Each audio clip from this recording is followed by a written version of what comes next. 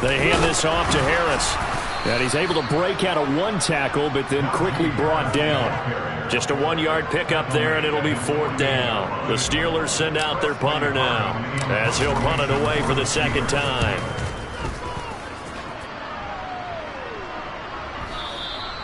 And a little too much mustard on that one. It hits a couple yards into the end zone. A missed opportunity there maybe to pin them back.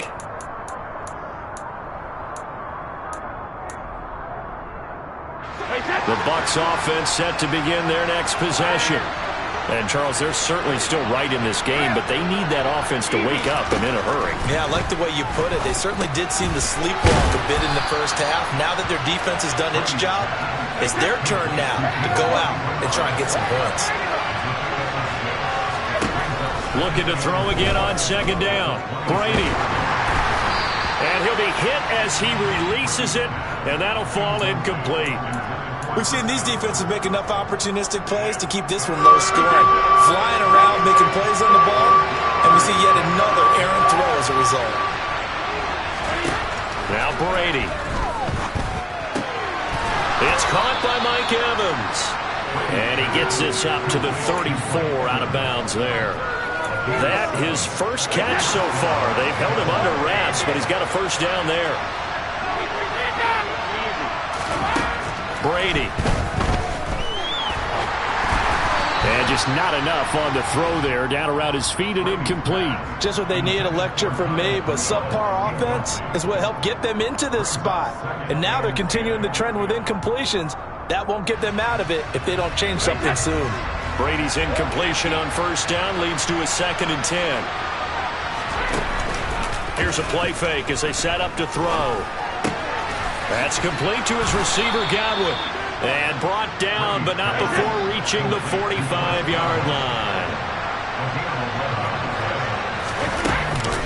Fournette running out of the gun. And he'll power ahead, but only for about 3 yards. 2nd down coming up.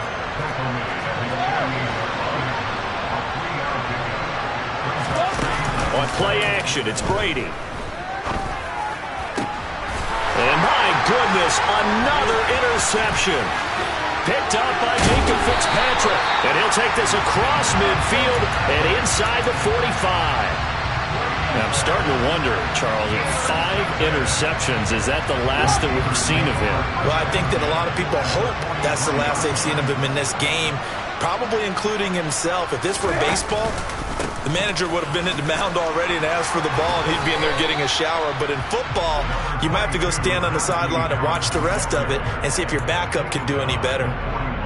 Give him a couple on the carry there. 2nd and 8. Oh, that's a real nice job there by the defense in front. They just engaged and held their ground.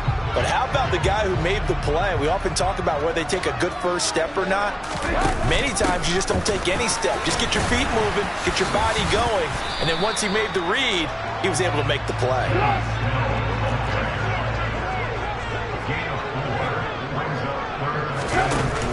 Trying to run for it with Snell.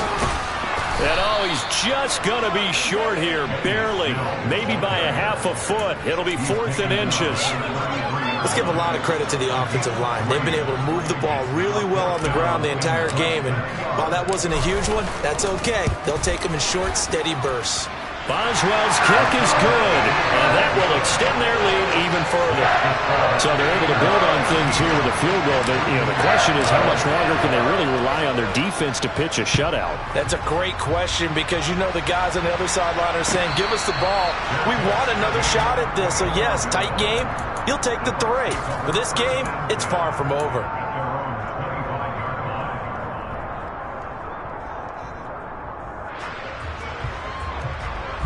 The Bucs offense set to begin their next possession. So now, Charles, this drive maybe a touch more important, trying to erase the memory of that interception they had the last time out. Yeah, and everyone goes through this because even the best in the game, you're going to have games where it just doesn't go right for you, and interceptions result. So, frankly, to me, it's all about how you respond, not just the types of plays that you call, but how you carry yourself, how you show your team that you're still with it, and how you continue to lead. And he's going to be stopped up quickly here. Just a yard up to the 39.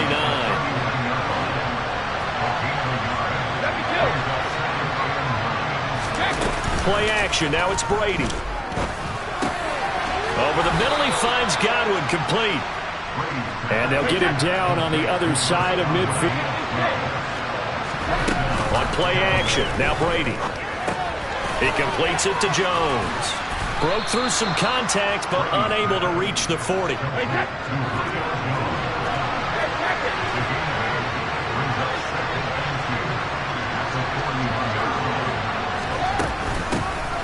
Now Bernard. And they'll be inside the 35 now at the 34-yard line. Still in search of their first touchdown of the game, but they're on the move. 1st and 10. Now a play fake. Brady. And he's going to have to eat this one as down he goes. T.J. Watt, the outside linebacker, coming up to drop him for a loss of a full 10 yards. To try again after the sack. Brady. Airing this one out for Evans. And that's going to be incomplete. Good effort there trying to take a shot, but it's 3rd down. And terrible towels in full force now as the Steelers get set to defend this 3rd and long. On 3rd and long, it's Brady. Man open, here is Jones. And they'll get this to the 30-yard line before crossing over out of bounds. 14 yards is the pickup there, but it'll still lead to a 4th down. And as they come to the line, they will not be able to get off another play as time has run out on this 3rd down.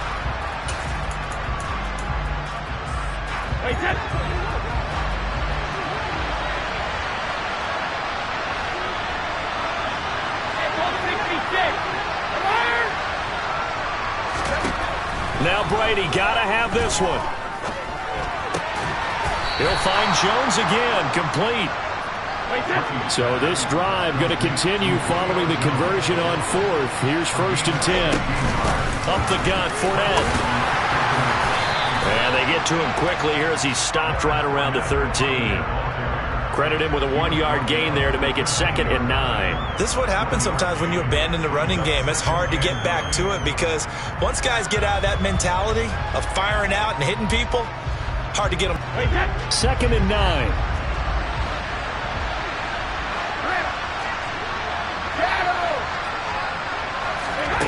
Brady going to throw. And he's got it. And the Bucs are going to be set up with a 1st and goal on a pass play that moves them all the way down to the 1. Bernard is into the end zone for a Tampa Bay touchdown. So, partner, it was a passing game that drove them down the field, but when they get close, they trust that man in the backfield, and he took them home. And they trust their offensive line as well because so many of these units, they specialize in either pass protection or run blocking. This group shows its versatility and gets both done on this drive. So here comes the kickoff, and what now is just a 1-score, 6-point game. Austin elects to bring this out of the end zone. And they're going to start in a hole as he's brought down at the 11.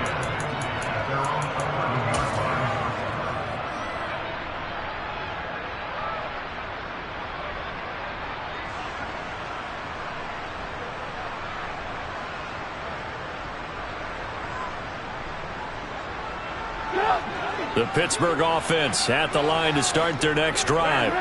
That last touchdown has made this really tight. They're clinging now to this slim lead. The second half, they only have a field goal. This offense needs to kick it into gear. And right now, I'm looking directly at the field general, at the quarterback. Because to me, he's got to take over right now. By word, pumping his team up, and then, of course, by deed with his play. My high school coach used to say that all the time. Laddie, take over by word and deed. And deed means action. Exactly. Play action. It's Trubisky. He's going to rifle one deep left side. He's got a man. Complete. And they'll get this down to around the 47-yard line. Well, that'll help get you out of danger. So much for playing it conservatively back towards your own goal line. That aggressive mentality, sometimes you can use it, and they did there against the defense who probably thought to themselves, there's no way they take a shot here this deep in their own territory. They had the huge play last time. Here it is a much smaller gain of 2.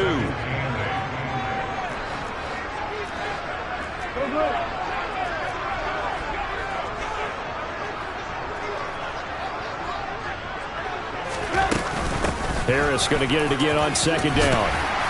And a strong run there as he'll take this all the way down to the 35.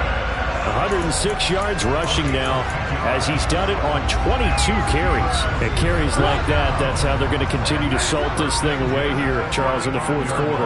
Yeah, how about that? A new set of downs, clock and better way to close out a game than to tap those mastodons you have up front and say, guys, keep pounding them. Let's keep the ball, keep their offense on the sidelines, and let's close this one out. Another nice gain, 13 yards that time, and another first down. Fourth quarter, down to the final 2 minutes, and we've got a one-score game.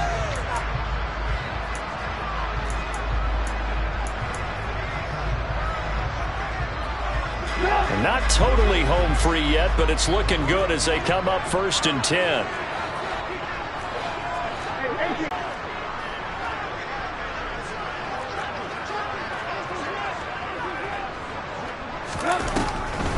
On the delay, here's Harris. And he's going to get a solid gain of 9 before being brought down. Second and right at a yard. I have to chuckle to myself a little bit, Brandon, because right now I could be in that huddle with that offensive line. I know exactly what they're saying. If you call a pass play here, we're going to call a timeout. Run the football. You got control of this thing. Get in behind us and let's go. Their time to shine. Now the Bucs going to use the first of their timeouts as they'll head to the sideline and talk over what to do next. Maybe I'm wrong, but it looked like even if he had opted to keep that, I don't think there was going to be much to gain. Seemed like it was perfectly defense. And know what they say? Those guys on the other side, they get paid too. They'll run again with Harris. And he's able to pick up the first down before he's tackled right at the 10. 3 yards there, good enough to keep the drive moving. Someone's been having a good game so far, and you know something? A lot of it's been power running. They decided to turn him loose again on 3rd down, didn't they? They did indeed. He delivered the tough yards. Harris running straight ahead. And he'll be brought down here at the 3-yard line. Now a second timeout called for by the defense, as they'll stop it with 25 ticks remaining on the clock. I know that every now and then we get in those meetings with coaches, and you almost want to roll your eyes when they talk about staying on schedule when they're moving the football. But would you say a 7-yard run is ahead of schedule? Fourth quarter with the lead, you love that, don't you? No doubt about it, because staying on schedule is trying to get 4 downs on 1st down. They did that, plus 3. On second down, this is Harris. And he's maybe going to get this back to the 4, but that's about all. The Bucs forced to use their 3rd and final timeout. That'll be their 3rd and final stoppage here as we step aside. And they will take a knee here. I don't know about you, partner, but watching them take the knee there and finish this one off, I feel like I'm going to be sore tomorrow. This was one bruising affair. Low scoring, but my kind of football. Not a work of art, but maybe in your world, a little bit of a work of art. You like the defensive side. I thought it was pretty. I can't help myself. I thought it was pretty. And it ends in a kneel down as the clock rolls down to 0. Charles, in these lower scoring games, you know it better than anybody. Points are at such a premium, but taking care of the football is king. They played turnover free from whistle to whistle, and they come through with a victory. Yeah, and that's what won them the game, because even doing it that way, being that clean, partner, they weren't able to really run away with this game. So that tells us just how important it was to make sure you played mistake-free football. That led to the victory.